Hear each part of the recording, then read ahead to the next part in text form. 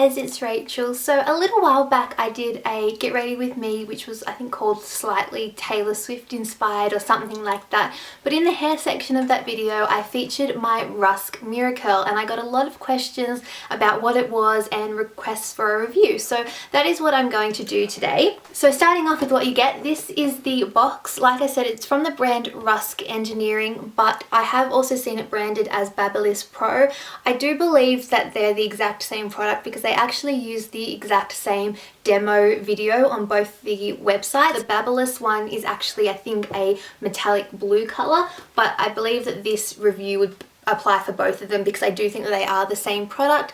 It does heat up to 230 degrees, has multiple settings for different curl effects. It's supposed to effortlessly create beautiful curls. So in the box you get the Rusk Mirror Curl tool and you get a little instruction booklet. I do recommend reading the instruction booklet. It will take you 2 seconds and it will help you avoid a viral video like that poor girl that had her hair fall off when she was curling it in that video. I can see this potentially starting some really great viral videos if you used this wrong. So I would recommend checking this out. It would just make the whole process easier for you. In terms of the actual product, this is what it looks like here. It has a swivel cord, which I think is fantastic.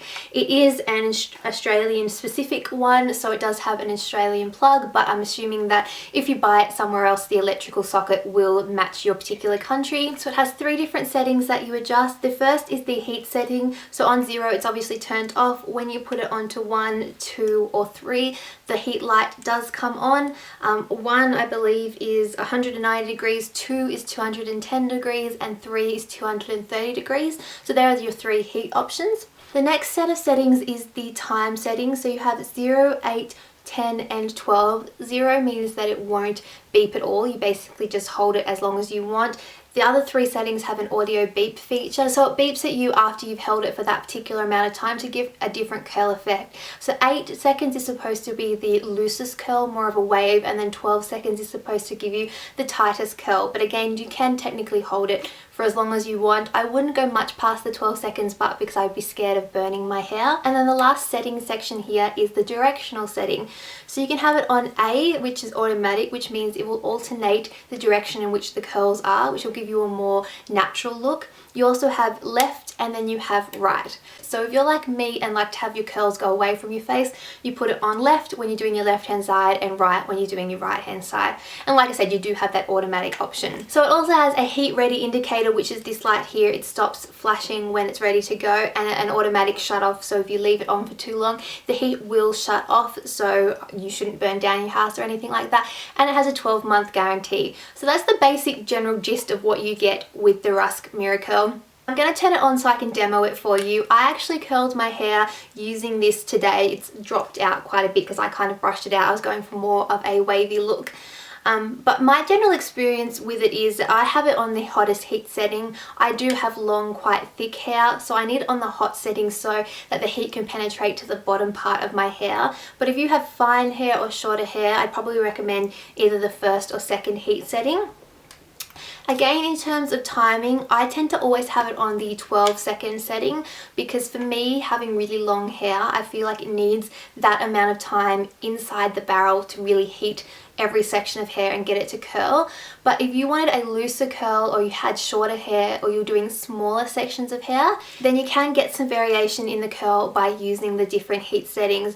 But for me, I have it on the 12 seconds each time. And in terms of the left and right, when I'm doing the right side of my hair, I put it on right, and when I'm doing it on the left hand side of my hair, I put it on left because I always prefer to have my curls going outwards.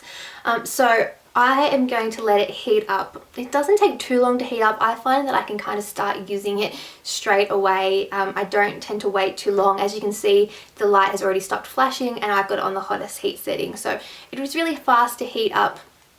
In terms of the sections of hair, depending on how long your hair is, it will depend on how thick you can take a section. It really shouldn't be much thicker than an inch. If you put too much hair in, it will stop and it'll basically stop. The motor will stop, it'll stop curling, and it basically tells you to let go of the hair and pull it out. I've done that, and so far I haven't had any sections of my hair get caught. If for some reason you find your hair is caught, you can unwrap it. Don't freak out. I would just suggest turning the power off so there's no more heat and unwrap your hair. So don't freak out about your hair getting caught inside it. As my hair is long, I do find that I have to take smaller sections because once all the hair is wrapped up inside there, it ends up being quite thick. Whereas again, if you have shorter hair, a thicker section will be okay because you don't have as much hair going up into the barrel. I basically just put the hair in at the top. So you can see here there's like a little slot for the hair to sit into. And then I hold down and the hair gets sucked in. So you can hear the motor going. It's stopped and now it's beeping every couple of seconds.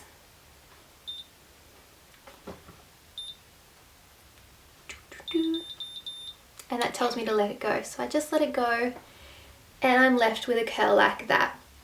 If you want to use heat protectant, which I do recommend, and I've actually already got some in my hair, you want to make sure that you let the heat protectant completely dry before you use this in your hair, because your hair is supposed to be completely dry before you put your hair in this particular thing. And I do recommend following the instructions because it is a barrel, your hair is going inside it, so you don't want it to get caught or do anything like that. So I'm going to do another longer section for you. Again, it is really quite simple. If you are somebody who just can't manage to curl your hair, whether it be with a curling iron or a flat iron, then I think this would definitely work for you, because as you can see, I'm just holding their hair. I'm not twisting it in any way. I'm not having to move my hand in any way. I just hold and then let go when it tells me to. And you get quite a springy curl. For me, I found that if you have longer hair, you tend to only really get more spiral curls out of it. However, I've done it on shorter pieces of hair and people with shorter hair, and those people tend to get more of a ringlet curl out of it. So I do think that it can work on long hair. It works on my quite long hair. My hair goes all the way down to here. Quite fine, but I think that you probably can get more variation out of the product if you have shorter hair. I do think that smaller sections do create tighter curls. So for example, if I take this small section here,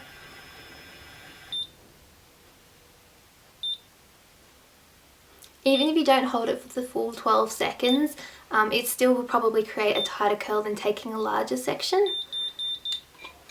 As you can see there, it's quite springy, quite a fair bit tighter than if I take a larger section. So if I take a larger, more thicker section like this section here,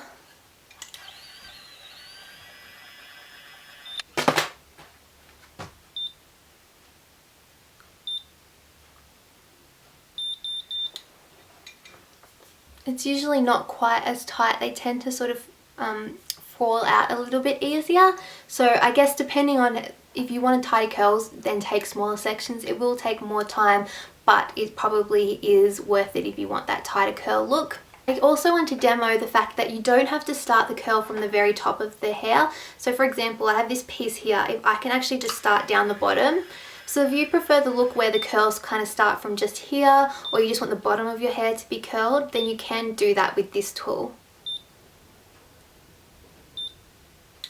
Probably don't even have to hold it as long because it is just a small amount of hair, and that works the same as well. Now I thought I would demonstrate. I'm going to change this to left. I'm going to show you what happens when you put too much hair in. So as you can see, this is quite a fair chunk of hair here.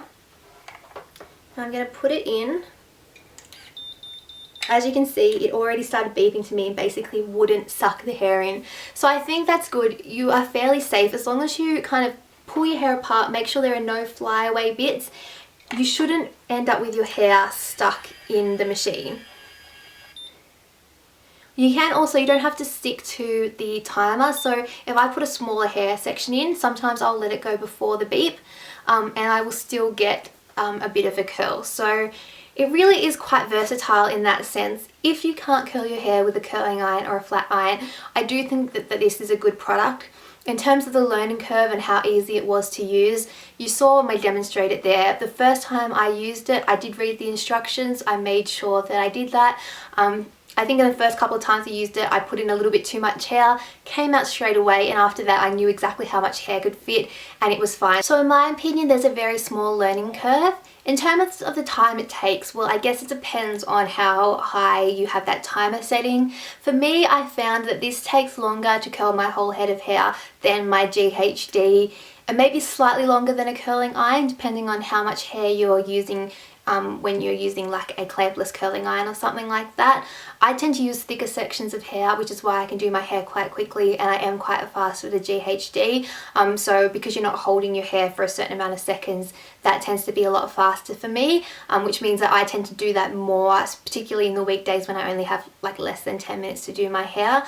But if you're used to curling your hair and having it take a long time, then this probably won't be that much different to you. If you usually use a curling iron and have a fair amount of hair, well then this is probably a similar amount of time, because usually when you use a curling iron, you have to hold your hair on there for 10 to 15 seconds anyway. In terms of the way that the curls last, I think that really just depends on your hair type and the products that you use. If you use a hairspray, if you put like a curl hold spray, like my GHD curl hold spray in before you use the product, that will probably make the curls last longer. If you release the curl and then grab it and hold it back up in the palm of your hand, well then that's probably going to make the curl last longer too. So I think this is probably about the same as any other curling tool in terms of how long the curls last. In terms of price and where to buy this, the official stock list is Hair House Warehouse here in Australia, so you can either buy it in store if you have a local Hair House Warehouse, or Hair House Warehouse also has an online store. They offer free shipping to Australia for anything over $80, so this is over $80 and you would get free shipping. The recommended retail price in Australia is $199, which is quite on the pricey side, but I guess it's kind of in line with certain straighteners and even other curling tools. I actually purchased mine from an online store called Direct Hair and Beauty Supplies. It's an Australian website. On there they have this for $175 plus shipping and a credit card fee. It came to $188.87 I believe.